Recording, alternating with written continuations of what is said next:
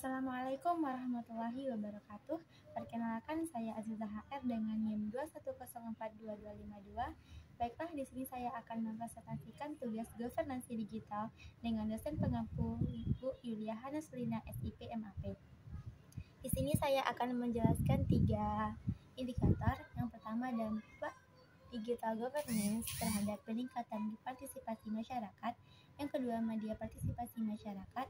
Yang ketiga, model-model komplain manajemen di berbagai praktik di Indonesia maupun di negara selain Indonesia.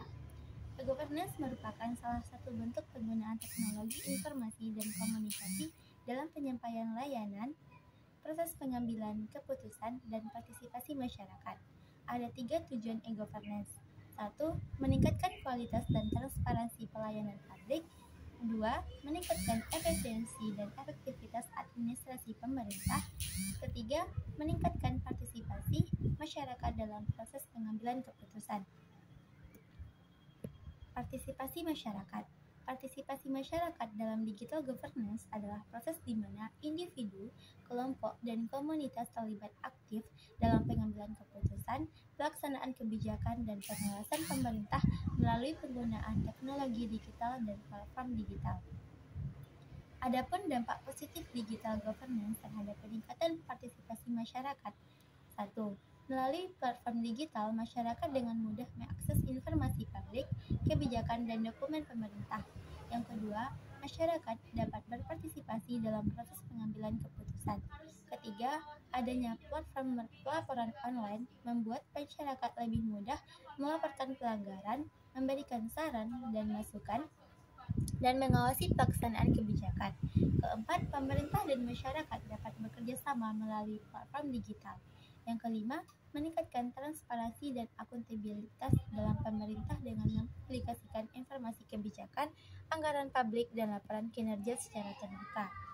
Adapun dampak negatifnya yaitu 1. Kesenjangan digital. Kedua, penanganan yang tidak tepat terhadap data pribadi dapat mengakibatkan pelanggaran privasi dan penyalahgunaan informasi. Yang ketiga, representasi yang tidak merata dapat mengabaikan kepentingan kelompok minoritas dan menguatkan ketimpangan kekuasaan yang sudah ada. Yang keempat, perilaku tidak etis dan desinformasi.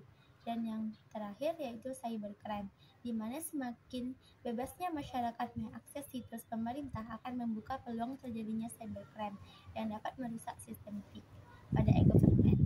Misalnya kasus pembobolan situs KPU ketika penyelenggaraan pemilu oleh seorang hacker. Media partisipasi masyarakat atau citizen participation channel. Media partisipasi masyarakat ini bertujuan dapat memberikan akses yang luas dalam proses pengambilan keputusan publik dan memungkinkan suara masyarakat didengar dan dihargai dalam proses tersebut, di mana masyarakat mengharapkan umpan balik dari pemerintah. Hal ini memperkuat hubungan antara pemerintah dan masyarakat sipil. Contoh media partisipasi masyarakat. 1. Portal web pemerintah, yaitu saluran utama atau informasi publik, konsultasi publik, misalnya formulir online, survei atau mekanisme pengumpulan pendapat. Yang kedua, ada email dan surat, yaitu media penyampaian pendapat secara tertulis. Ketiga, sosial media seperti Facebook, Instagram, Twitter, dan link dapat digunakan sebagai saluran partisipasi masyarakat. Yang keempat, forum online dan diskusi kelompok, yaitu melalui platform khusus untuk menampung aspirasi masyarakat secara terbuka. Yang kelima yaitu jejak pendapat elektronik. Model-model komplain manajemen di berbagai praktik di Indonesia maupun di negara lain yaitu memiliki tujuan utama.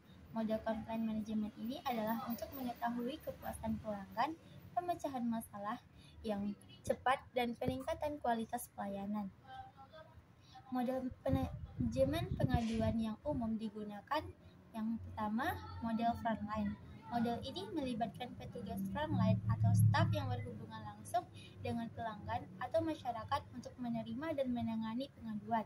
Yang kedua, model sentralisasi. Dalam model ini, pengaduan dikirim ke satu pusat pengaduan sentral, yang kemudian mengkoordinasikan penanganan pengaduan tersebut. Yang ketiga, model desentralisasi. Berbeda dengan sentralisasi, yang mana setiap unit atau departemen memiliki tanggung jawab untuk menangani pengaduan yang masuk. Yang keempat, model berbasis teknologi.